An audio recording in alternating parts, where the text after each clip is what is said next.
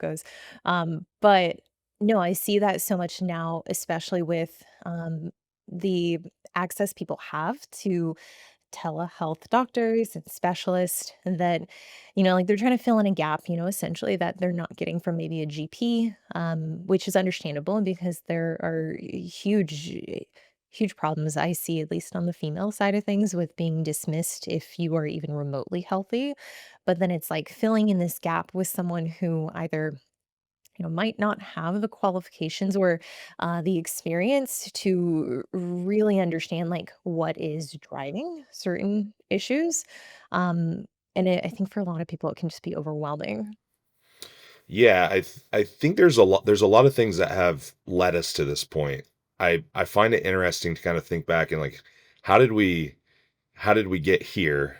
Because, you know, when I first started coaching years ago, keep in mind this was about 15 years ago, the only people that sought out coaches were bodybuilders and like really serious fitness enthusiasts. I mean, outside of that, people may have a personal trainer, in person at the gym, that type of thing. So we've come a long way in what the scope of coaching is. Um, COVID was a big driver, right? So we had that. Then we were already kind of starting to trend in this area of the importance of quote unquote functional health, as we call it now, and expanding that scope of what a coach is, right? Of what a fitness coach is. That was already starting to happen, but that really took us over the top when the space became more saturated. And I think it's great. I think it's great that people are recognizing it. Of course, you then you get a lot of it gets very diluted because of course there's money to be made there, so there's a lot of people that are going to jump on that, while they might not really have any business doing so. And unfortunately we're dealing with like people's health. We're dealing with like actual humans. This isn't someone jumping into a marketing scheme to sell someone t-shirts. It's not. It's a little more serious than that, right? So but anyhow, it kind of led us to this point, and so now we're in this space where we're so saturated with information, and the the whole idea of functional health, and I quote unquote it because it's been like kind of butchered at this point, but it was this idea of like root cause coaching, right? Like we have a problem, what is the root of that problem? Okay? And then let's address the root, because the whole idea was we wanted to get away from the idea of the Western medicine, which was treat symptoms, treat symptoms, treat symptoms, right? With medications which come with other problems, because Western medicine doesn't really treat the core of the issue most often. And you can see, because it's very splintered off into different specialties. So if you have one problem, you go to an endocrinologist. If you have another problem, you go to a gynecologist, and then you just get thrown all around. And they don't really communicate with each other, right? So they treat everything as a separate problem. So with a root cause approach, what we're really trying to accomplish is what is the driver of this issue? Because when we get someone that comes in that has three, four, five, six, seven different things going on, those do not happen in isolation, right? Generally, they don't. It's not like these are separate issues. So if what we're doing is, if we've been taught as coaches to protocol people, to be like, protocol for this, protocol for this, protocol for this, protocol for this, what happens? We're kind of just doing the same thing. you know, we're kind of coaching in a way that's very similar to Western medicine. And while it can be effective in some cases, it often doesn't address the root of the issue. And so what happens is there's a lot of relapse, right? There's a lot of recurrence of problems. And then they get to me by try number five, and they've already tried it five times with someone else. And then here we are. So No, I yeah. couldn't agree more. And I think like you have individuals who I'm sure come to you via email or video call, or even in person, and they're like, I've tried everything. And one of the questions with my consultations that I start with is like, what have you tried? And it's interesting where in certain cases, you'll hear these, like, very nuanced, very very comprehensive approaches. In a lot of cases, what I see is like, it's hormonal imbalances that need to be corrected. And something that you said, what it brought up for me is like the individual who is dealing with, maybe the fatigue, the bloating, the, like just overall lethargy, and the protocol that for some reason has something to bring estrogen down, whereas there were no labs to ever indicate that estrogen was high,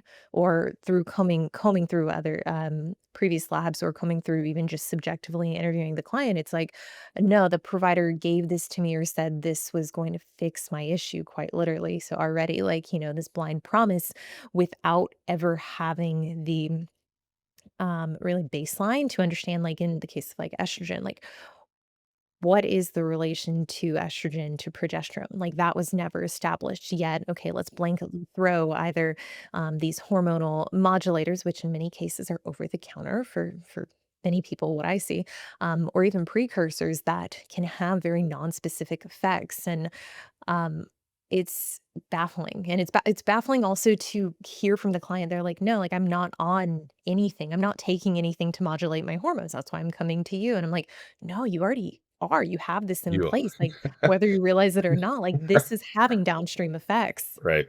Yeah, so you brought up a point there, and we had talked about this a little bit earlier before we were recording, the idea of like doing these one-time consultations. And I was like, I do a lot of those, right? So, and sometimes they're multiple consults. We may have follow-ups and things, but that's really neither here nor there. But my point is that a lot of the time when I'm doing those, part of what I'm doing is also providing a little bit of education on how the symptoms correlate to what they maybe see on their labs and things. So the reason I'm mentioning that is because rather than if we have you mentioned estrogen, if we have an elevated estradiol level, I think that we can really mitigate um,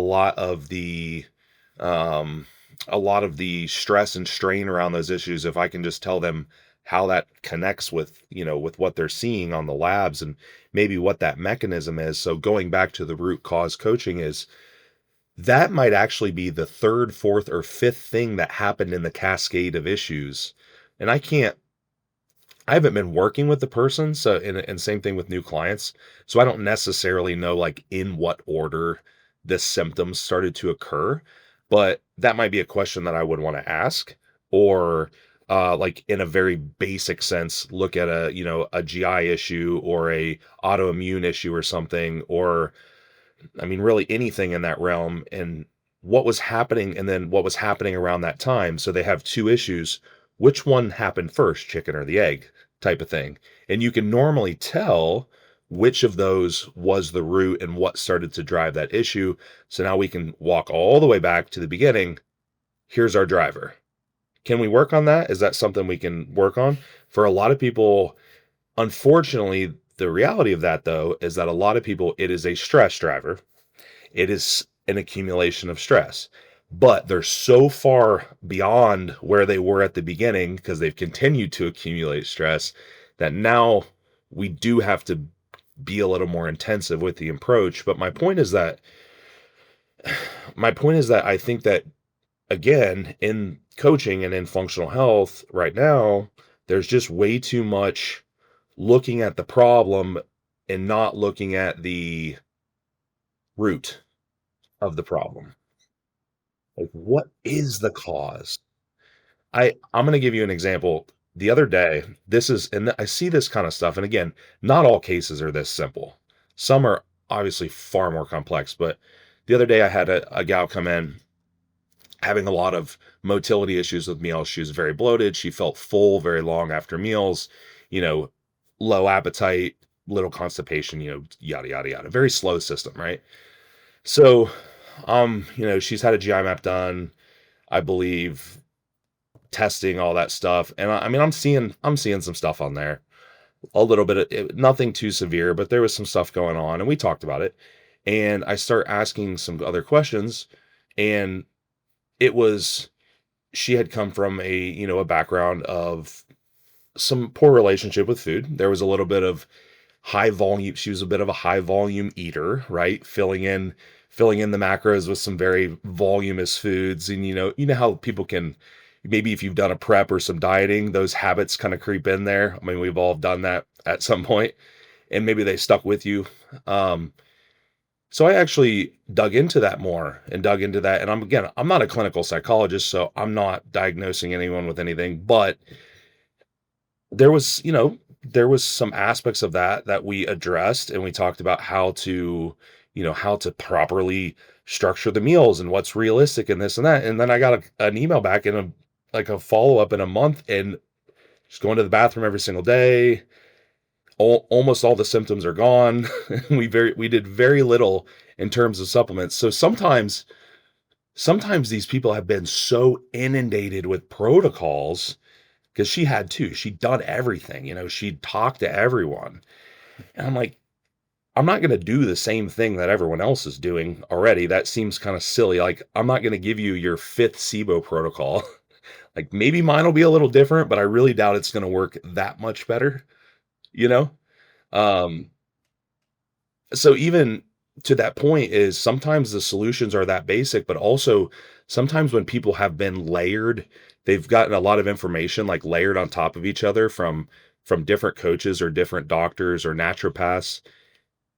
If you are that person that's three, four, fifth, five in line as a coach, you might actually have to like strip it back. Like, okay, what are we even doing at this point?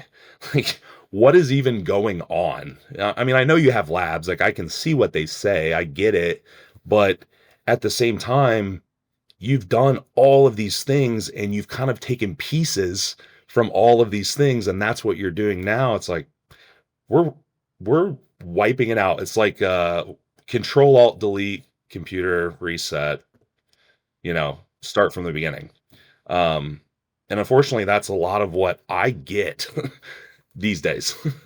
Absolutely. No, and I can definitely I can relate to that in my own capacity with my demographic. And listeners know, like, I mean, I'm not by any means a GI specialist, and I actually do refer out exclusively to you. So I tell people, I'm like, hey, like if it's something out of my scope, which is limited, I'm like, hey, this is something that you're probably going to find more success with someone who sees this at a volume and has the experience, um, I wanna say clinically, but I mean, like, at the same time, like, you have such a vast array of clients that you work with who experience different problems, but one of the reasons that I mean, like, I think I followed you for, like, I wanna say 5 plus years, and could be longer than that, but I'm saying for a Yeah. solid 5, and, like, I remember those whiteboard videos that Oh yeah. you did, like, I mean, like, straight, like, vertical format, just like, Yeah. "Listen, this is an Just HPO access," like, nope. We're yep. just talking about stuff. That's all. Yeah.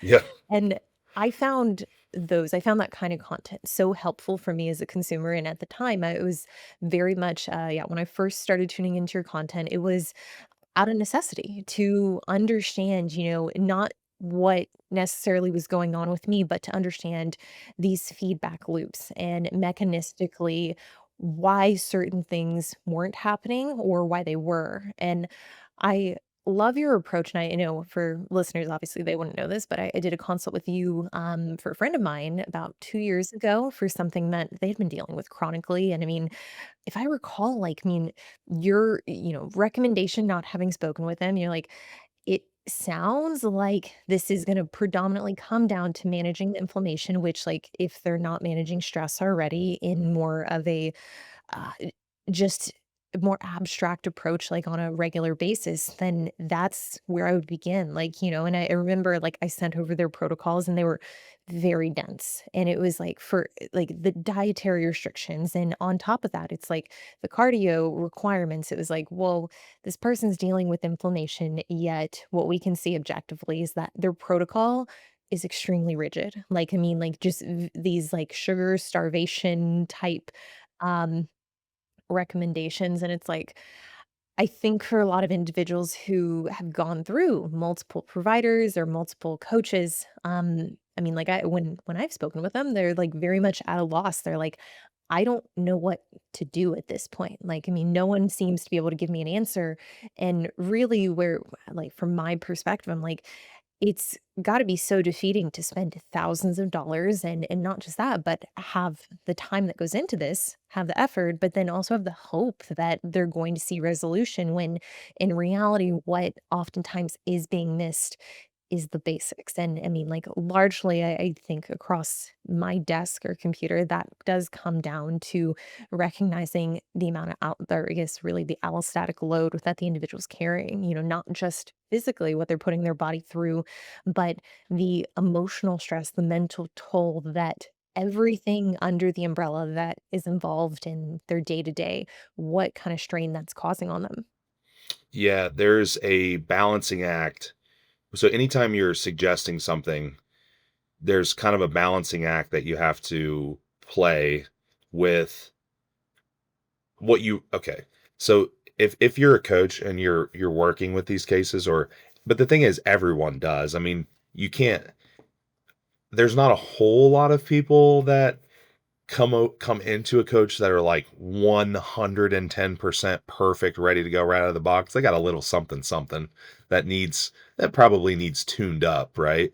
And maybe not, but a lot of the time they do. Now I see a lot higher volume of that, obviously, but my point is that when you when you're deciding the rigidity, I guess, or like the intensity of your recommendations, you really have to weigh out, yes, these make sense on paper, but do they make sense for this person's current psychology? Because what I and you it's just kind of an educated guess, right? And if you do enough of it, you can get close.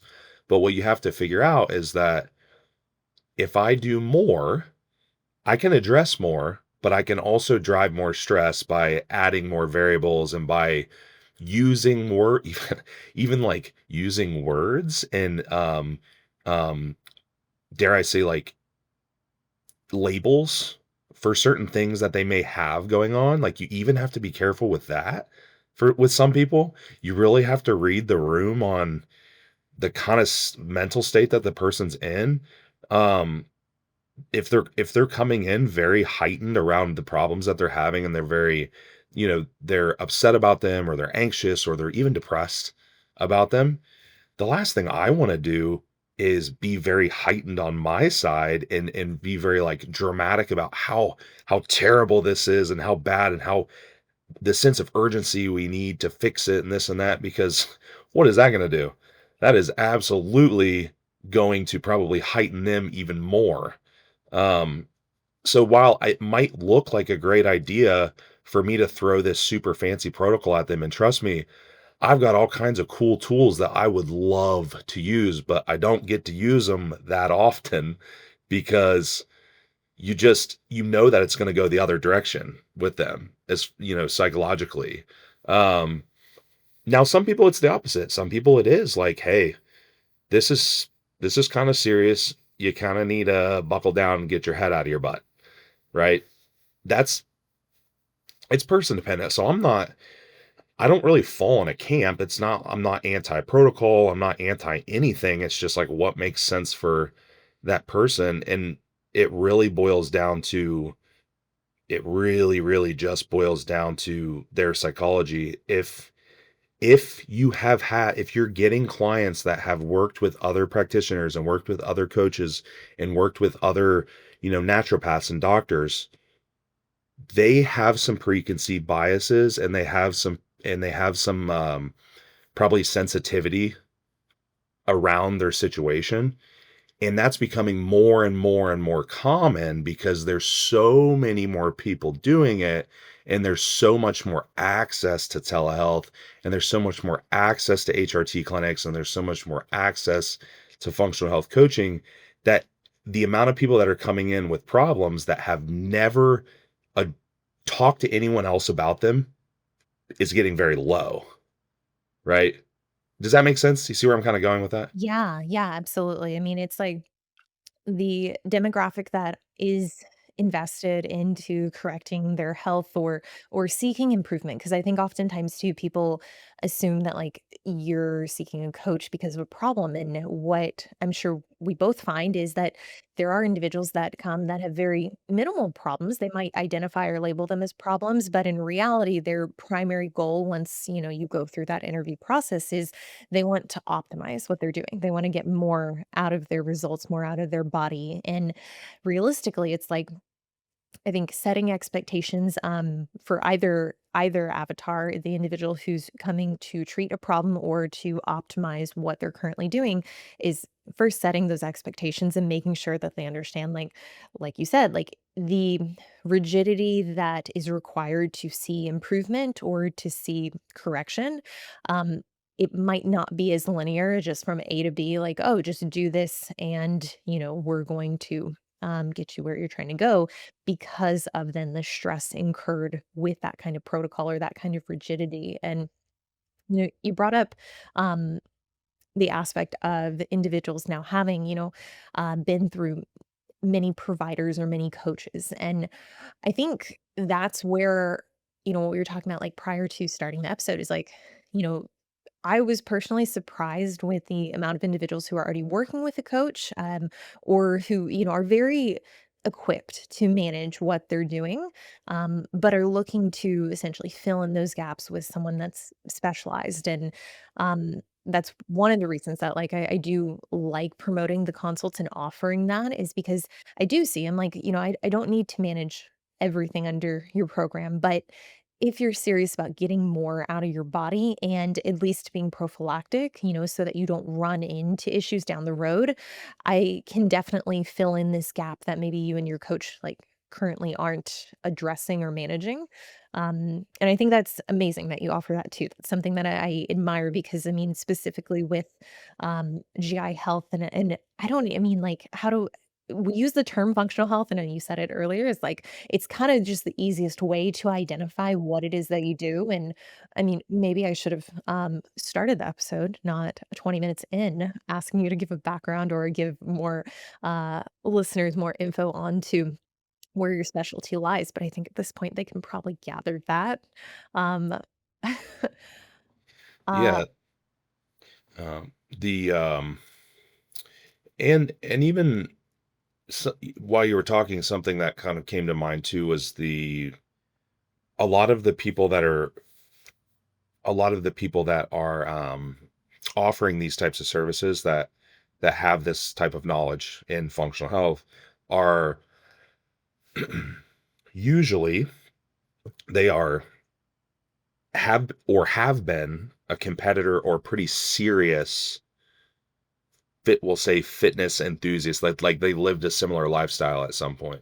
So there's also sometimes there's even a barrier there where they end up working with a lot of general population people, and they kind of treat them like they would treat themselves. Um, and that can be and that can be problematic, like managing expectations compared to what. So an example would be, I mean, I work with a lot of competitors as well. They have problems, like, of course. I mean, competitors have just as many or more or more problems in that regard than your general population does. So, but the the way that you kind of address those issues with them might be a little bit different than what you would do with a general population person. The reason for that is you pretty much know as a competitor you're going to screw it up again. So it's a matter of let's try to screw it up a little bit less this time, and let's try to fix it a little bit faster if we're talking, contest prep or going through big phases of surplus and gaining muscle and using PEDs and all that stuff. So like you're going to mess some stuff up. It doesn't You can do a pretty good job managing it, but the reality is you're still tipping those homeostatic scales a lot if you want to do well, right? But with a general population person, the goal's like fix it and don't break it again, mostly. Um, so the conversations are a little bit different. And the what is optimal, I think, if we're going to use that word, what is maybe optimal for a non-competitor versus a competitor might be a little bit different in the sense that, let's say you are working on GI health and you are going through a growth phase, and you're pushing a lot of food. I mean, I work with a lot of males too, a lot of males that fall into that need help with that stuff, and we're going to do our best, but there's probably going to be some days where you're still a little bloated, and there might be some days where things are a little off here and there. I mean, we're going to minimize it, but you can't be. I think that when people think of this word like what is optimal, they think perfect, right? They think perfect. So a lot of the time what will happen is they start feeling better. They're like, "Man, my symptoms are reducing. This is great." Or they feel really good for a couple weeks or a couple months. And then they have a few days of symptoms. It could be for any reason at all. Like maybe they just had a stressful week at work. It could be anything, right? And then they freak out. I'm like, "Uh-oh, we're going back down the rabbit hole again," right? And then, of course, and then everything starts to kind of unfold. It's like, "Oh no," like pause. Because there's really no such thing as, I don't really think there's a such thing as perfect. And people are really caught up in what's the expectation of symptoms, because you fix a gut issue, you can't be coming back to the coach and being like, "Hey, I think I have SIBO again because I farted twice yesterday." Like, oh my god. You know, I'm like, because if you hear stuff like that, you automatically know. If I'm hearing that, I can basically tell that there is a huge hyperfixation on symptoms right there. Like if that type of stuff is triggering an emotional response, then you know that you're thinking about it way too much, you know? Um, and that's a problem. And I mentioned competitors too, because sometimes they're the worst because, again, who's drawn to competing? I mean, we're all probably type A, a little more neurotic and yada yada yada. So they are very susceptible to being hyperfixated on stuff. So sometimes while they can nail a plan, they can do whatever you tell them to do, they also struggle the most with letting go of stuff sometimes. I I love that notion, and I mean, I think how you broke that down is hopefully really helpful for listeners to understand. And specifically, I want to go back to um, accepting really the level of variability that comes with I mean, you can use, yes, GI health, but then also like from a hormonal standpoint, like just generally the energy that you have day to day. And I think oftentimes it is the individual who, maybe is um seeking something that's unrealistic. They're seeking, okay, I want so in their minds, it's almost this effect that, like, okay, in order for me to be fixed or to be optimized, that means that my stress needs to be virtually 0, or if I have things going on, it shouldn't affect me. And quite literally, it's like no matter how like optimized you are, like you're still gonna have days that just kick your ass that are just like, and I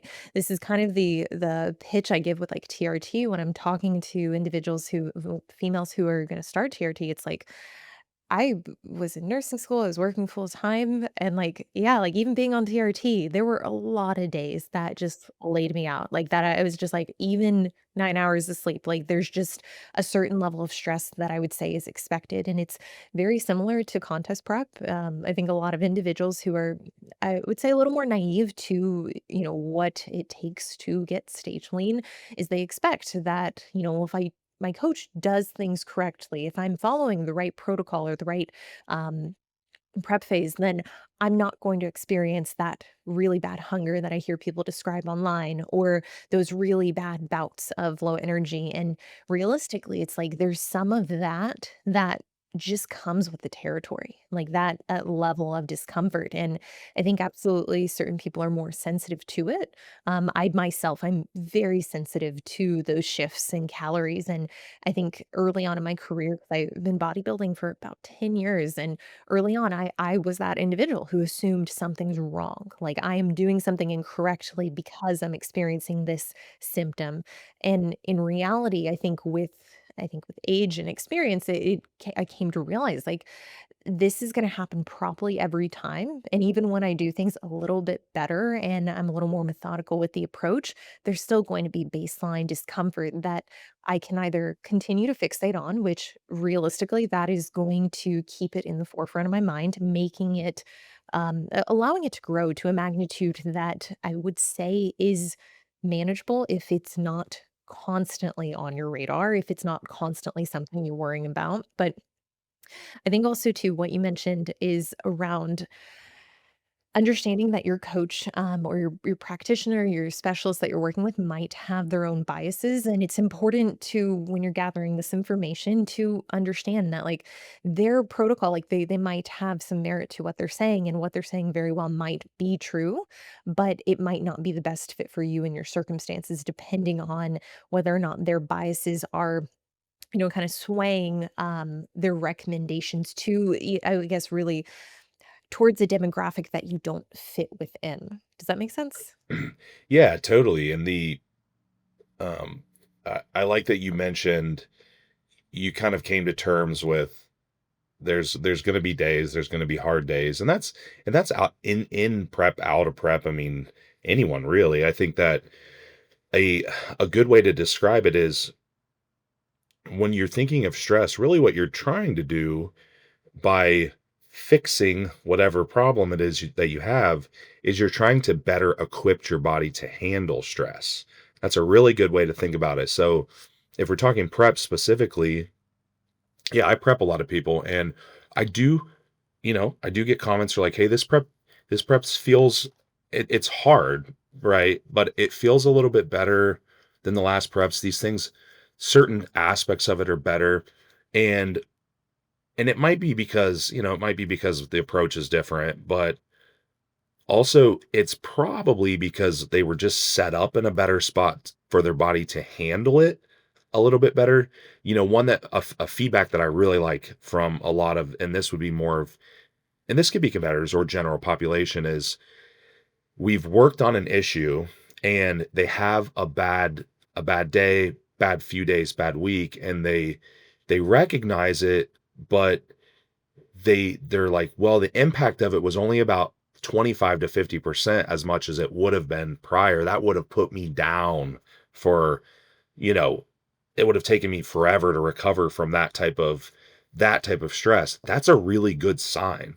You know, our bodies are really well designed to handle stress if they're functioning relatively normally. So that's, seeing that is a great sign. It's not that you can't delete it. Like, what are you going to do? I mean, most people just can't quit their jobs and sit at home and live stress free. And for that matter, I have people that have very low stress lives. On paper, they look very low stress, but they still have a lot of stress from other, relationships or family, or it could be anything, finances, whatever.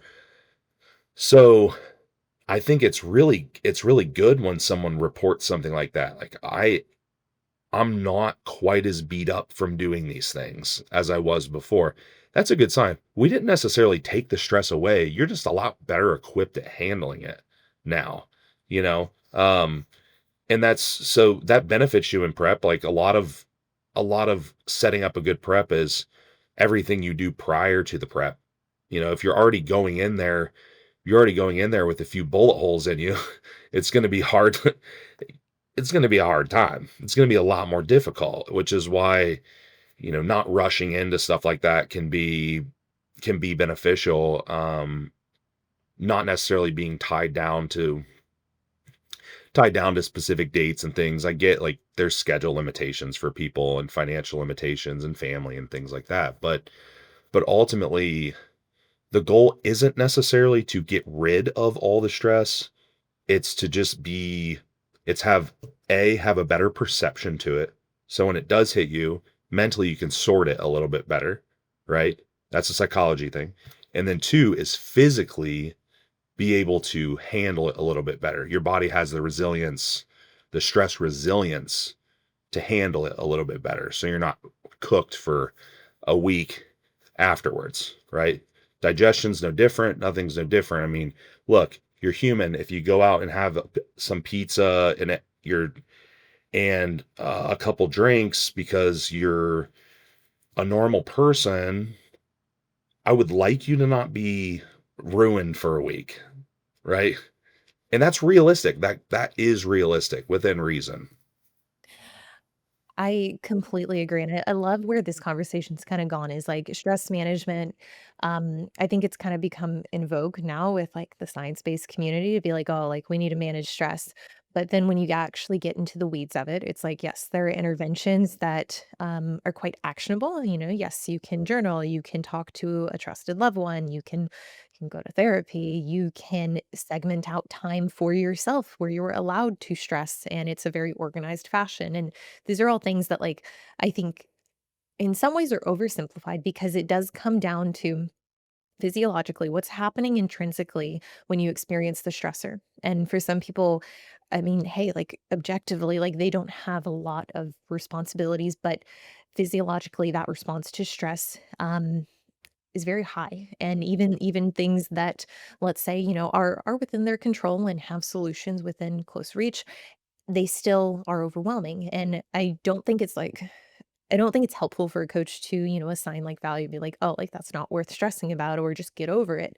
I think oftentimes when clients hear that, I mean, like, I know for myself, like, I was a very stressed 20-year-old. Like, I would make mountains out of molehills, and looking back, it's, like, very cringe to be like, "Wow," like, you know, at that age, like, I was really turning everything into I was catastrophizing a lot of things, but I also wasn't looking inward for those solutions. I was looking for those external solutions and those things that I could then preoccupy my time and mind with, which inadvertently, it's like we're still not doing the internal work. Still not doing the reflection of like, hey, I'm experiencing stress.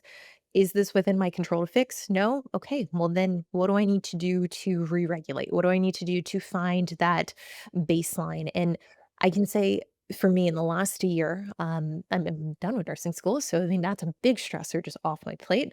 But then not competing last year, very, very much in line with getting a better sense of how I can manage stress because it gave me opportunity to not be in um, this artificial I would say this artificial stress that, for some reason we all opt into or competitors opt into. But it allowed me to understand, those fluctuations in emotions and even these responses to stress and get a better handle on when I'm experiencing that, what do I need? And it could be as simple as even just going inwards and realizing and owning, like, yeah, like this is a little overwhelming. But you know what? If I chill out for the next hour, or if I make some time later tonight to, offload some of the tasks I was gonna do or things that like I felt I was obligated to do, I'm actually gonna be better for it. And I think, a lot of the times the answer does lie within recognizing that emotion, honoring it, not trying to disassociate, which is it can be a huge asset in a contest prep.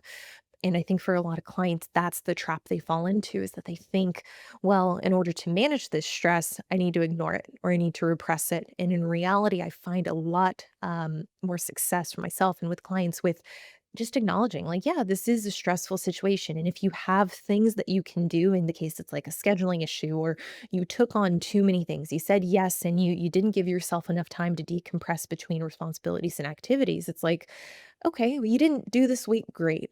But next week, we have those same opportunities to plan better. And I think really looking at someone's schedule and getting a better sense of how much they're taking on versus how much they're allowing themselves to come down from that stress. I mean, for me with clients, that's been super helpful.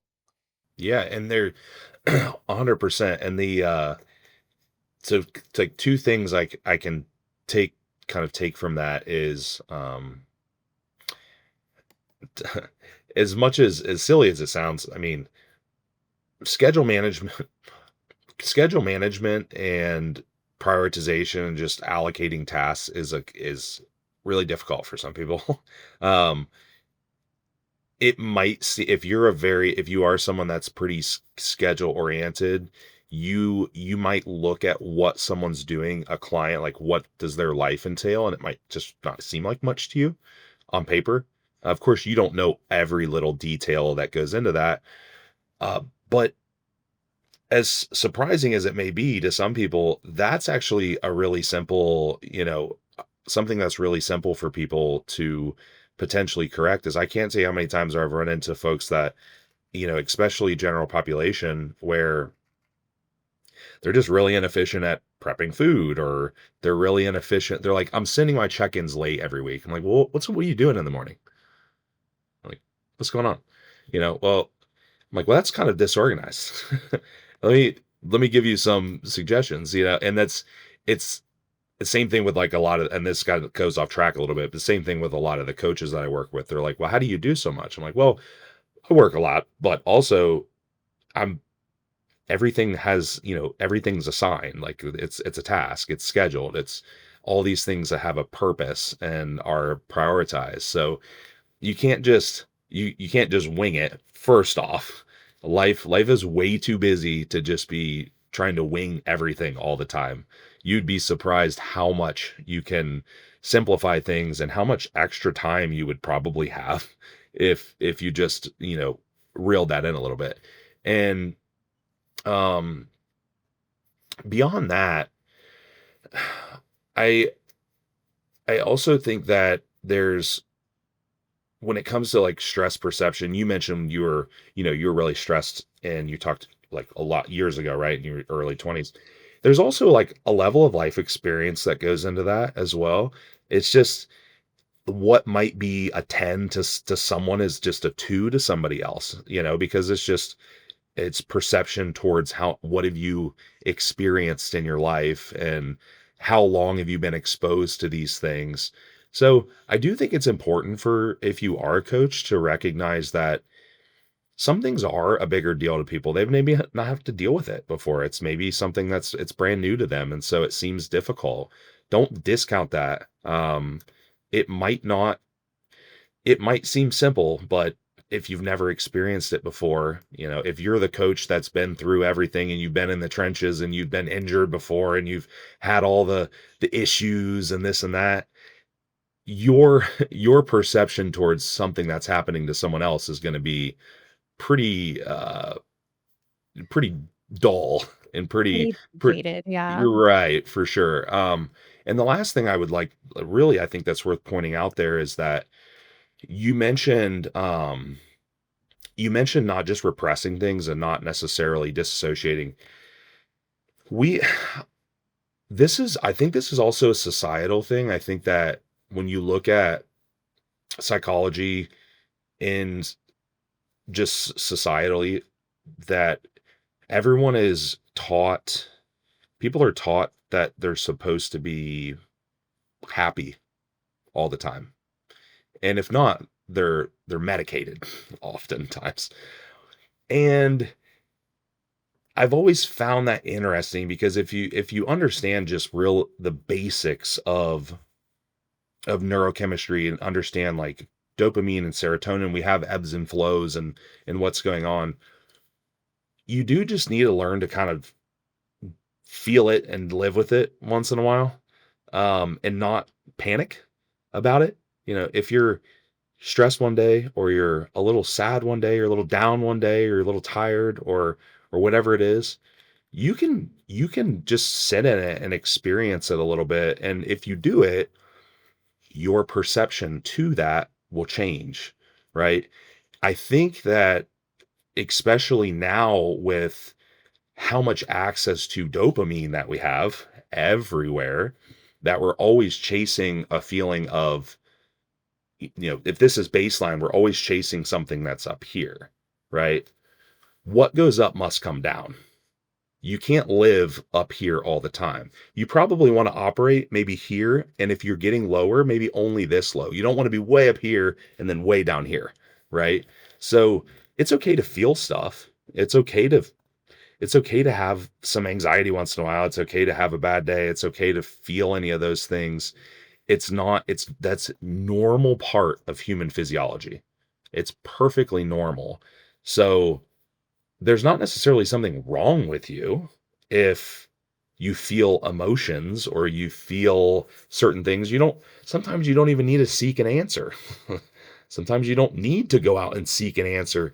Um, people benefit greatly from things like therapy, but some people may not even, and I'm a huge advocate for it, truthfully, but some people, maybe their expectation of what they're gonna feel on a daily basis might just be a little bit skewed. Like, you just gotta deal with some crap once in a while and just be okay with it.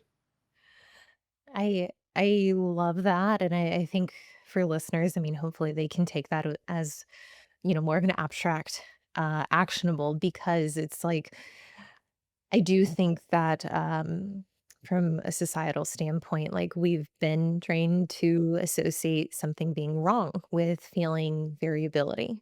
And sometimes it could be as simple as like, hey, you had a hard session yesterday and systemically, like you sent it and now you're a little bit wrecked today. And like for me, when I went through my build last year, that was the goal. It was like, I want to feel a little cognitively fucked up the next day because like that's and it obviously to some degree, like, but I remember the first few times that happened, I'm like, "Oh, man, like, I feel flat," and I would love, like, if while I'm on calls or podcasts today that I felt, a little up and a little more peppy and energized, but knowing, and really, like, finding reassurance and, like, "No, this was predictable," and then being able to see that week to week or month to month, and I think there's, like, a strong correlation too with individuals who experience PMS to a very great magnitude is like they sometimes can associate that something is wrong.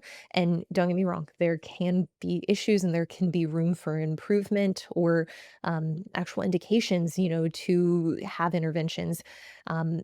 But I know for me, that was like frustrating, like not realizing, like, yeah, like PMS is not going to be fun. And like, no matter how adherent I am, or how lean I am, I'm still going to have these feelings like I'm a little bit off and maybe emotionally I'm going to be a little more sensitive and that can just be what it is. And maybe during that time, spending a little less time focusing on that discomfort and being like, okay, well, what would make me feel better? And even if that thing, if that activity, if it's like watching like stand up comedy, like going for a walk, I don't know, cooking, just like even if it is doom scrolling, like just doing something to get out of my mind, I do think that can be helpful to an extent, but not at the expense of that being the intervention that you take to every time that you feel that discomfort or you feel a negative emotion. Because realistically, it's like now you're just perpetuating that pattern of, oh, I feel something bad. So now I need to run away from it, or I need to suppress it, or I need to tell myself that there's something wrong with me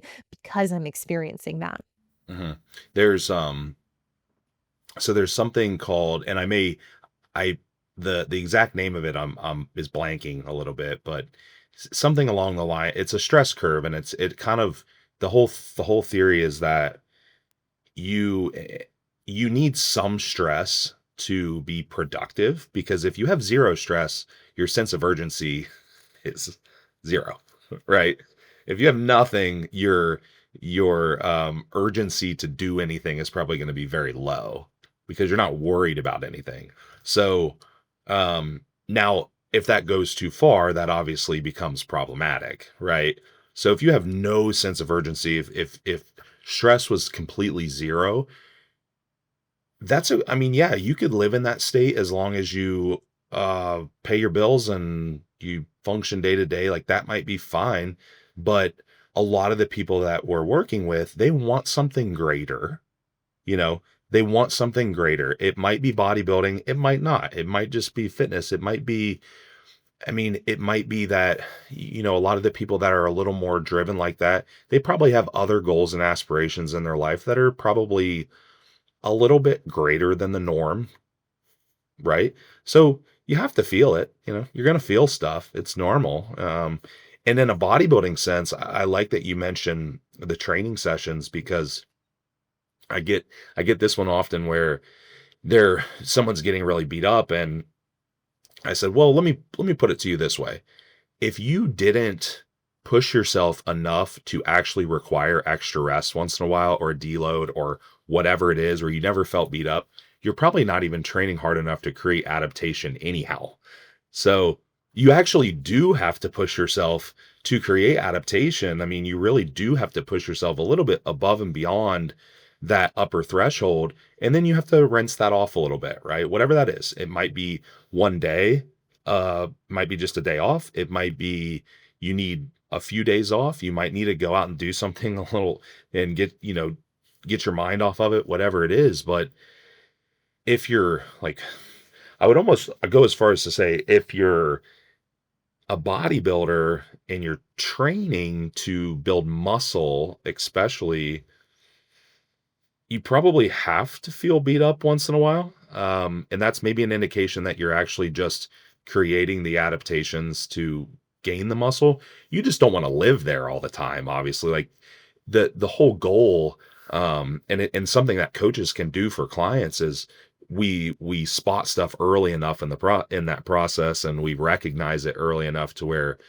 you're not digging that huge hole of fatigue and create an issue. It's like, okay, we see it, let's fix it, and then let's get back to work again. Um, but yeah, I mean, the idea that it's going to be 100% just living with bliss all the time. Um, I don't there's a lot of different theories on this. There's a lot of different mindsets around this. I've looked into different things like stoicism and some of the things that like the monk culture talks about and all this stuff. And there's a lot of different like methodologies and theories around this. But for most people that want anything worth a damn in their life, you got to be okay with feeling some stuff once in a while. It's just part of the process. So don't be afraid of it. Don't be afraid to feel some stress sometimes. Don't be afraid to feel some anxiety sometimes. Don't be afraid to feel, like you said, a little beat up after the hard day of training sometimes. It's going to happen. It's just name of the game. So I don't know if this is the curve you're talking about, or the, concept, but hormesis, is that kinda what you're Yeah, referring that's to? that is a part of it. Yes. So that's I literally have a hormetic curve, Oh, cool. Yeah. like, but that, yeah, that was something that I think early on into bodybuilding was hard to wrap my mind around because there was such a strong association with wrong or right. And really the concept with hormesis, like with the hormetic change, is like some degree of exposure will actually benefit you, but there absolutely is a threshold in which too much exposure is going to hinder um, whatever the outcome is. Um, and I think when we look at really the like how to grade this or how to know when, yeah, this is an indication that you should pull back, is in the example of like training. Like what I would find is that my Mondays and my Fridays sessions, those I would train lower 3 days a week, and I would do Monday, Wednesday, Friday. And sometimes I would go into my Wednesday session still feeling a little less recovered than I did Monday or Friday. And I would still do the movements. I would still work on proficiency and execution, and it would still be a meaningful workout.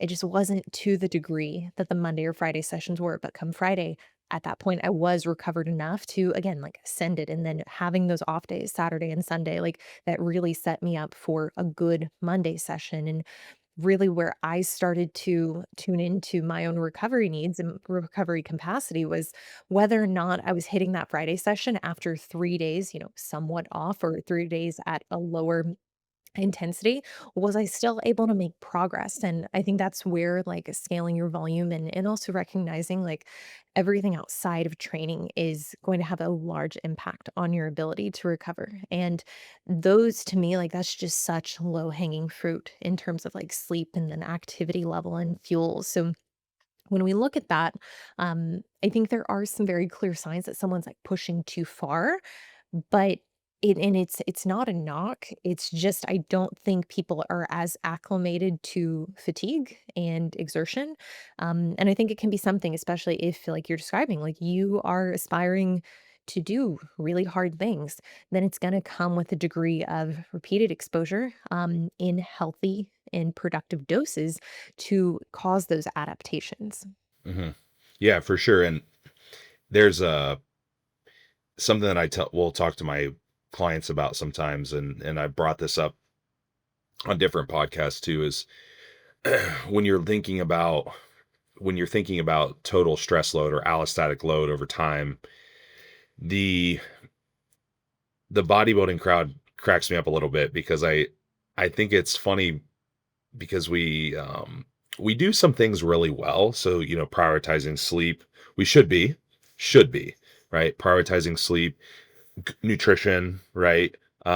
Maybe even some additional supplementation around stress and around, adaptations. So those things are really good. Those things are probably a little bit above and beyond or far above and beyond what a someone that's not in the fitness community is doing. So those are great. So what those things do is they increase your ability to withstand stress or to manage stress, right? Which is your training and all that stuff. But a big difference is you still have all of the normal stressors that a normal person has, probably, right? You still have a job or a career, or if you're an entrepreneur, you may have a lot of things going on. You still probably have relationships. A lot of people that are competitors may still have kids. They may still you have a job. So you have all these normal stressors that everyone else has, and you're beating the hell out of yourself in the gym. So if you think about it, your exposure is fairly high compared to somebody else, right? So it's like you're not bulletproof. No matter how well you do all the other stuff, you're actually exposing yourself to a lot on a regular basis, probably well above and beyond what someone else is.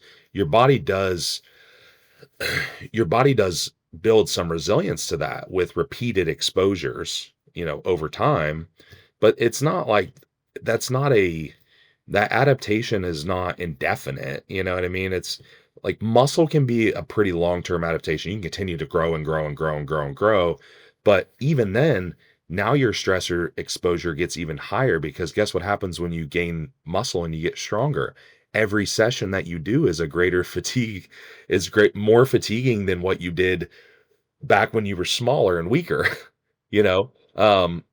For like I've noticed that with myself. If I go back and think when I started bodybuilding, my first competition, I was like 148, 149 pounds. And, you know, so add like 60 pounds to that and a lot of muscle and a lot of strength to that. Every rep that I do is drastically more fatiguing than what I did, you know, 15, 17, 18 years ago. Like that's just the reality of it. So it's like looking at someone that's really overweight walking on the treadmill. They're drenched in sweat, they're huffing and puffing, they're way out of shape versus somebody that weighs 100 pounds walking on the treadmill. You're not really carrying a whole lot through space at that point, right? So it's a lot easier, even though you're kind of covering the same distance, you're going the same speed. So yes, bodybuilders are exposed to massive amounts of stress, and especially if you're a more muscular bodybuilder, male bodybuilder, or larger women's divisions, man, just when you get strong, just unracking the damn weight can be a chore, you know? So there's a lot that goes into that idea of like total stress load that I think just gets missed, if that makes sense. Oh, yeah, and there's also this notion that, like, the more you suffer and the more you can withstand, the more resilient you are, um, there tends to be the assumption that the outcome will correlate directly to that. And I think in the competitor space, that sometimes that very much is the case, but not always. There's a lot of people who suffer unnecessarily or, withstand a degree of stress, and yet it doesn't actually pan out in terms of their best physique on stage. And a lot of times it can even result in them showing up looking worse. And I think that's where like managing stress in the capacity that you're exposed to it, I think it does start with understanding like how stressful is this prep going to be given where I'm at currently. And that's where I think like having a very objective sense of, yes, lab work, and here is how hard maybe metabolically it's going to be to get the weight off. Sure. That can give us clues and insights to maybe how we can approach it. But then also recognizing wherever the individual is prior to starting that fat loss phase for non-competitors, or prep for a fitness athlete, that is likely and almost guaranteed to become more stressful. And the leaner you get, like things are just gonna feel harder. And especially if, in the case of, male competitors, or, female competitors that have high conditioning needs, so they have to get to low body fats, it's like every percentage that you get further down, it might feel a little bit differently. It might come with an exponential amount of physiological stress. Yeah, for sure. And you you don't want to, like I said earlier, you don't want to go into those situations at a handicap already. And that may be, like I said, that may be things like labs. It may be just general psychology. It may be, I mean, there's a lot that goes into, are you ready to undertake this thing? But also I would say on kind of a really different note,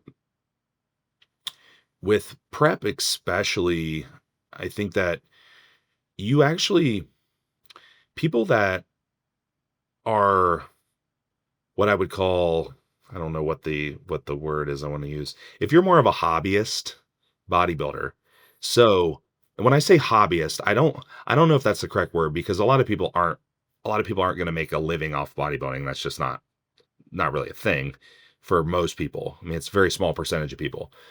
But when I say hobbyist, it's you're kind of missing a lot of marks in your off season. You're not doing a lot of things correctly. So let's just say that. That's going to be a pretty abrupt transition if you're trying to flip that switch and go into prep. Really, you want that you really kind of want to do everything right most of the time as well as you can, and that makes that transition really easy. I know for me, I've been bodybuilding for so long, and it's so much just software in my brain that prep is not anything different. Maybe towards the end, of course, the fatigue and everything sets in, but the majority of prep is very much similar. I'm eating meals, I'm doing cardio, and I am lifting weights.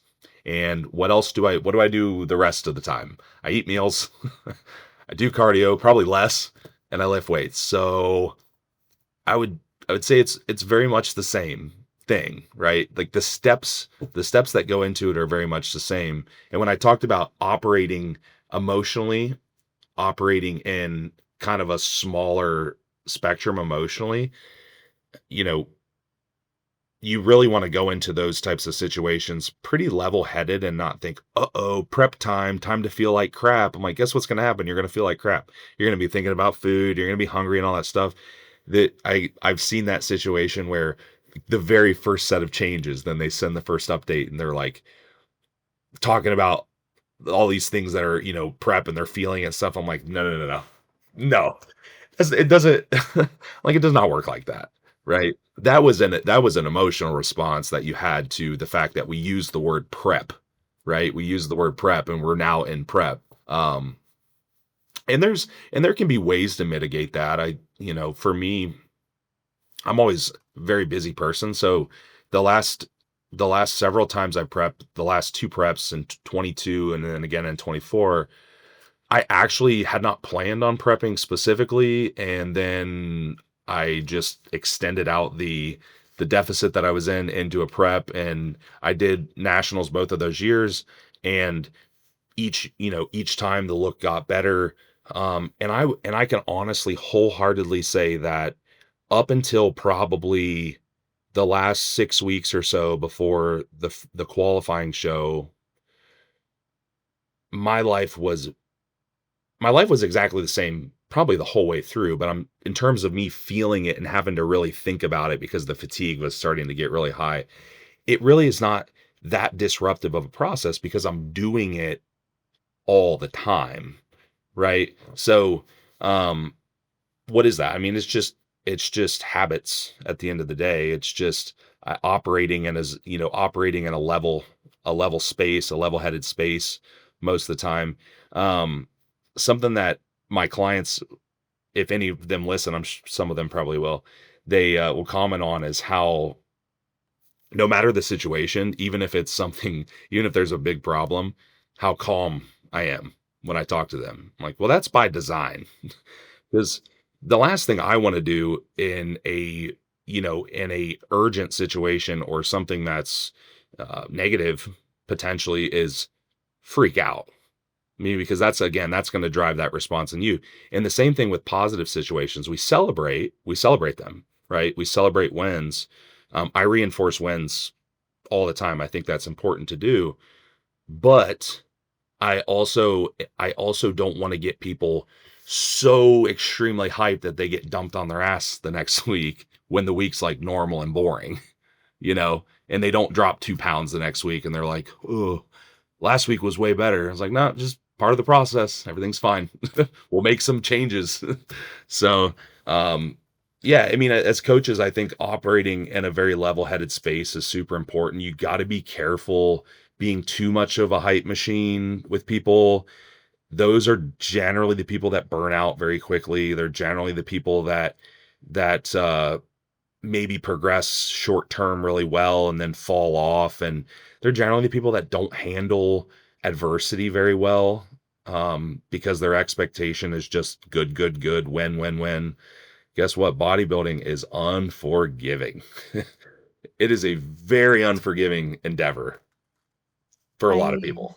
Yeah, yeah, I mean, there are some people, yes, like, they get into it, they see a lot of success pretty soon, with, like, objectively little time invested into the actual sport, and it's amazing, great, but for most people, it's gonna be a bit of a climb, and even when you experience, wins, within your own camp, within how you prep or how you look, or you reach new lows or new levels of conditioning, new levels of muscularity, it doesn't always translate in terms of placing, and I think more often than not, it doesn't, and for me as an athlete, like, when I turned pro, I mean, like, I remember afterwards just being like, "Man, like, this was such a good feeling," because oftentimes it doesn't go in your favor. I mean, statistically, for most people, it's not going to, so when it does, definitely soak it in, but don't let that cause your expectations to be inflated, when it comes to future shows, and I wanna kinda segue into an aspect I'm curious 'cause I know I didn't ask about this, before we got started. With Because this is something I'm seeing a lot of, I'll just preface that. Um, what what is the prevalence that you see with clients that come to you with being on GLP-1s, or being interested in GLP-1s, either for, an expedited fat loss phase, or B, removing some of that food or hunger noise?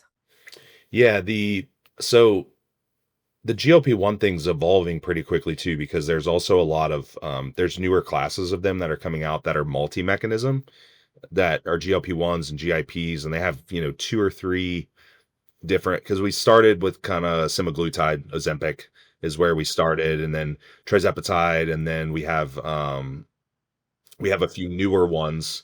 We have a few newer ones that are coming into play now that are multi-mechanism. So I'm, again, like I said earlier, I'm not really anti anything. I think I'm very much just context, what is the context? I am not someone that's going to go online and just preach about how bad GLP-1s are or how good GLP-1s are, because there's a context where most things can make sense.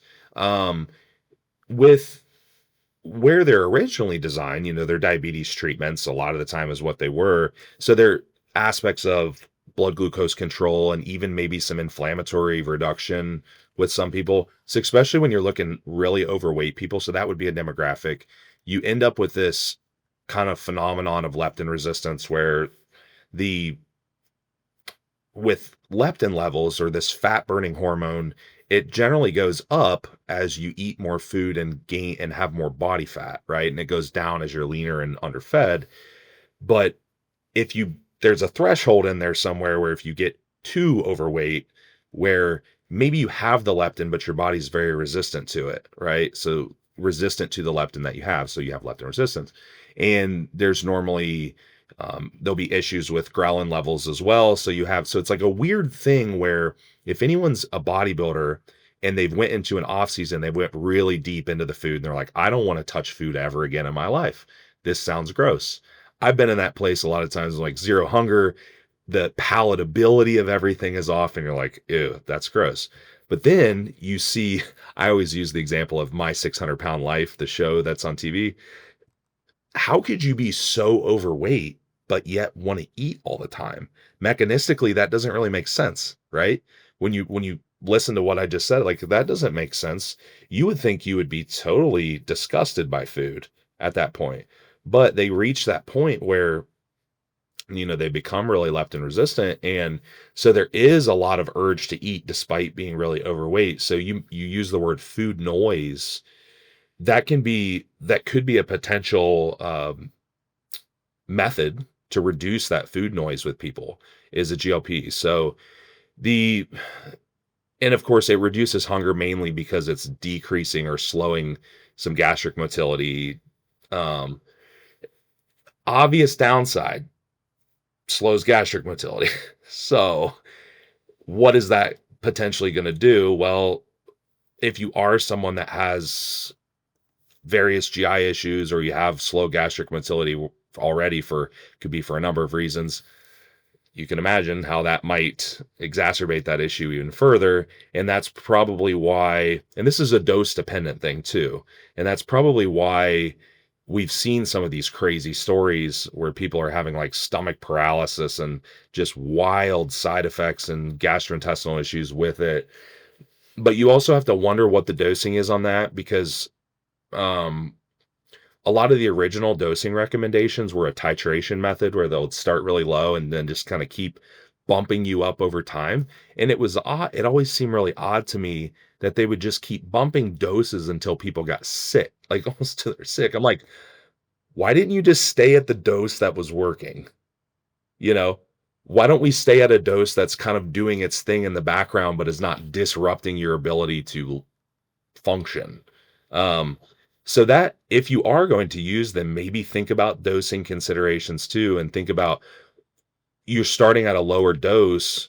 If that dose works for you, and if that dose is kind of turning down the volume a little bit, like if you will, of that food noise, you don't necessarily have to increase that, right? You don't necessarily have to put yourself at risk of side effects. Now, if we're talking physique enhancement, you could definitely make an argument like, could that benefit someone in prep? Potentially. Again, can you do it? Can you do it and still ward off all of the typical like constipation and slowdown that you have from a lot of sympathetic nervous system activation because your body's stressed out, and then you add something in there that slows you down even more? Are you going to be bloated as hell when you're using the drug? The answer is maybe, but I mean, in an ideal world, if you were going to use it, you wouldn't use it if you had those problems to begin with. I mean, that would kind of not make much sense. And I've heard people talk about using them post show even to, you know, reverse out more effectively and again turn down some of that food noise. Same exact problem, right? Same exact.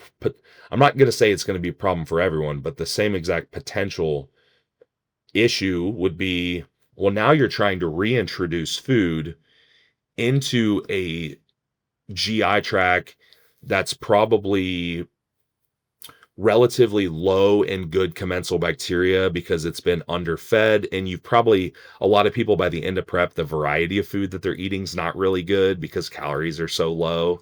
And they're probably sticking to like the same stuff all the time just for, so they're not changing variables too much.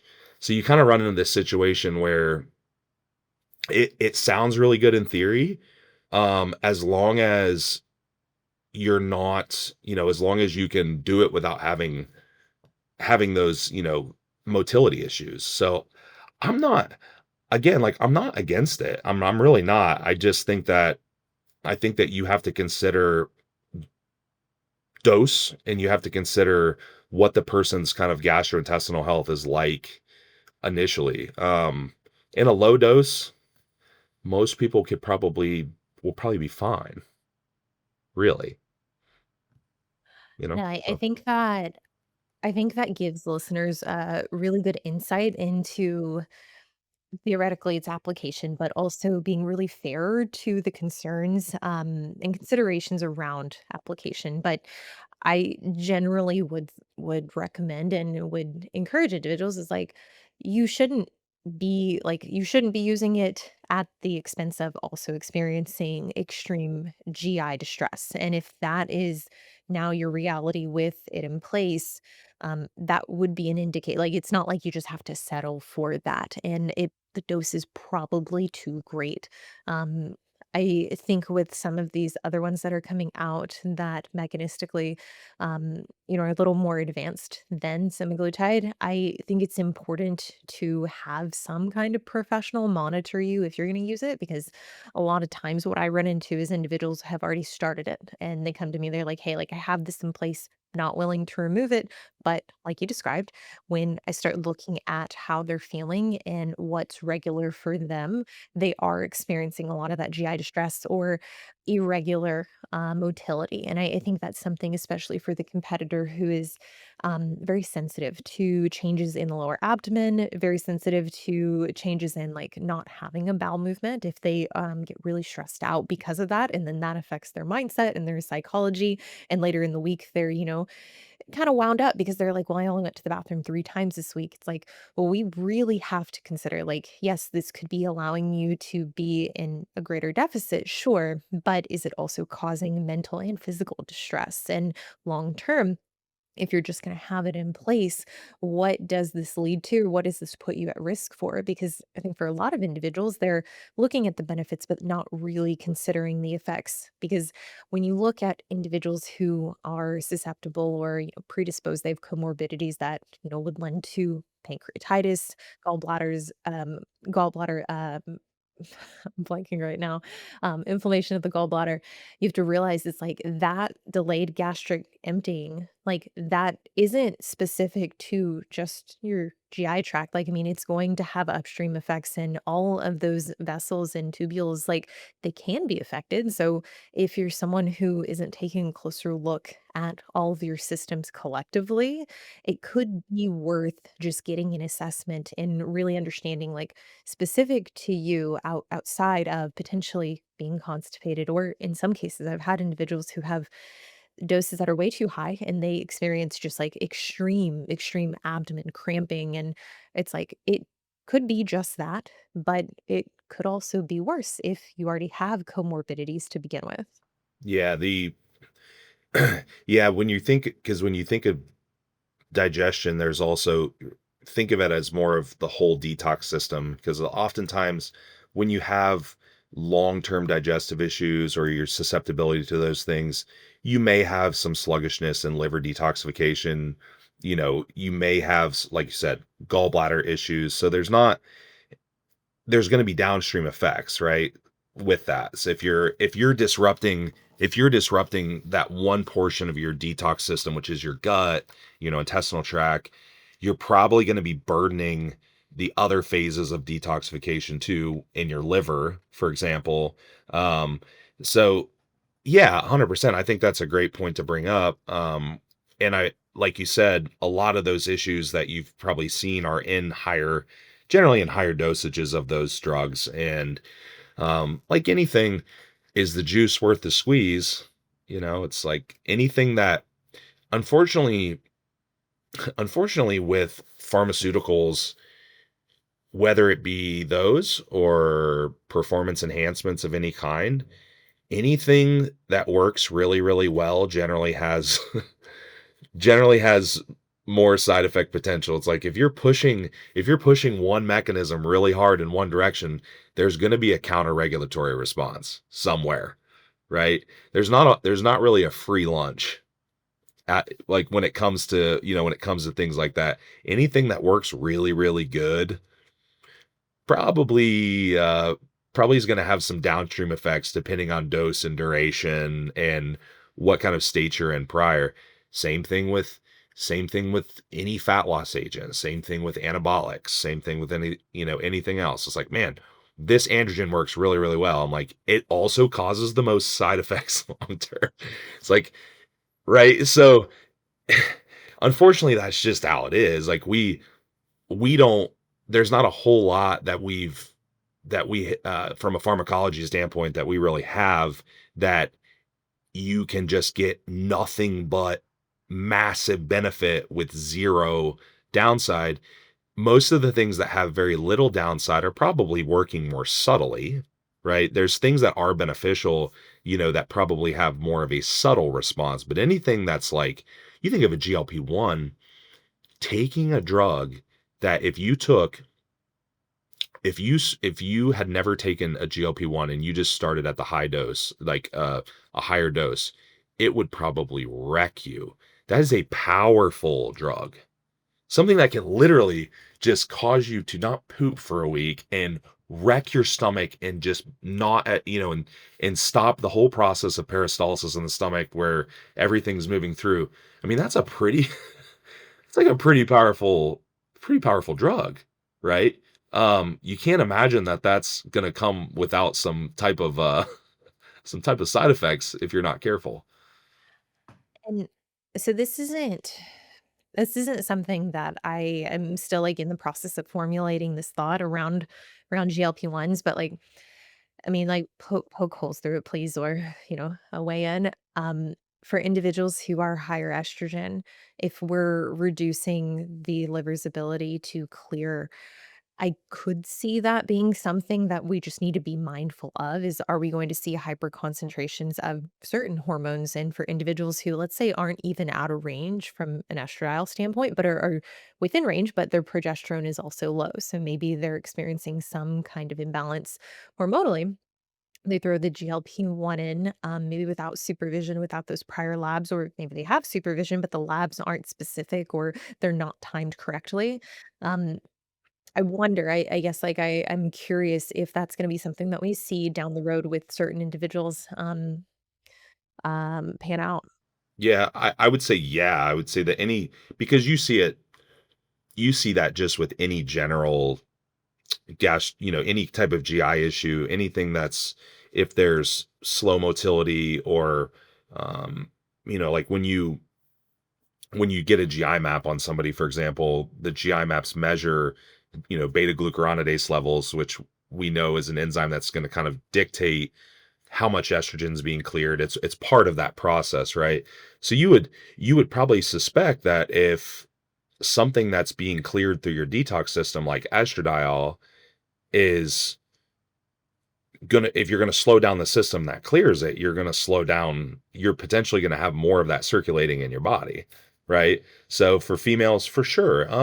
And really for anyone that's having any type of detoxification related issue at all, you would assume that utilizing something that slows down that system is probably going to aggravate that, is probably going to aggravate that issue. And you don't have to be super in tune with the science to really understand that. I mean, it's just pretty basic, logically you would think, okay, well, these systems are going to be slowed down. And I also wonder, and we don't really have data on this yet, but I also wonder what other implications there could be for people that are potentially experiencing other detoxification issues, if they have heavy metals or mold or just some other stuff going on, like our ability to clear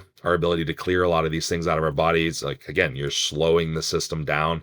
It's no different than if we had somebody that had you know a bacterial overgrowth. It's a lot more difficult to get rid of that if they're not going to the bathroom, right? You can take the antimicrobials, right? Like you can take the stuff that kills it, but you don't have a system that's excreting things from your body very effectively, right? So I would have to say that a GLP-1 would probably, from a hormonal standpoint, I would be curious to know, and I don't have enough data on this. I'm sure over time I can we'll get enough data on this, but to kind of see like comparing, like doing some direct comparisons with what that's actually doing to hormones. Cause it has nothing to do with sex hormones really directly. But when you think about how those things are metabolized and cleared in the body, like what effect that might have on people, for someone that's healthy, that probably doesn't have those issues, they'll be all right. Probably it's not going to be too much of an issue. But maybe understanding the population that you're applying it to. Unfortunately, a lot of the people that are applying these things, it's just out of sheer desperation. It's just out of sheer desperation. And they already have a laundry list of other problems going on. And so I can't really see a scenario where blunting blunting this really powerful detox system, which is your gut, is going to benefit those things. So I think that's where we're going to run into a lot of issues. And GLP-1s now are like they're everywhere. I mean, they are everywhere. There's like boutique clinics that do cosmetics and Botox and fillers and things that are handing out GLP-1s. I'm like, what qualifications do I mean, you can legally prescribe it. They have a prescriber on staff, and I'm thinking like, oh man, this can't go bad. How could this possibly go wrong? I mean, yeah, and I'm sure you're familiar with how I feel about like private businesses that are very profit oriented, um, giving just like inventory lists to potential clients who are experiencing lethargy or want to lose a little bit of weight, or who are experiencing perimenopause, who are just like, yeah, like pick and choose what you want without actually giving context and really walking them through risk profiles behind certain drugs. And um, Austin, I feel like we've covered so much today. I know this has been really dense, and I hope listeners have enjoyed this. I hope, they've been able to take away a lot of what we focused on here today. If people want to find your content and subscribe and tune into more of the educational content that you put out, where can they find you? Yeah, I'm easy person to find on social media. I post a lot of content. So Instagram, I am Austin ST and the number 8. Find me on Instagram. That's a good place to go because you can go into the link tree in my bio. So that'll get you over to if you like video content, you want to go binge YouTube, that's on there. If you like podcasts, that stuff's in the link tree. Any inquiries, my email's in the link tree if you want to inquire about services, coaching, consultations, mentorship, you feel free to reach out, and I'd be happy to give you all that information. Awesome. Awesome. You guys, personally, I would definitely recommend checking out his YouTube. And if you are interested in educating yourself, check out some of those OG whiteboard videos. For I sure. feel like you've done some recent ones too, right? Yeah, Yeah. I've done some recent ones. I also have so I'm not a big YouTube I'm not I actually tell people I use the YouTube more of a storage platform to store a lot of information. So there are tons of podcasts and clips and things on there of stuff that I just thought was useful that I didn't want to get lost in the wall of Instagram, if you will. So a lot of that stuff's on there still. Amazing. Yeah. You guys, thank you so much for tuning in. I hope you enjoyed this. As always, I will see you in the next one.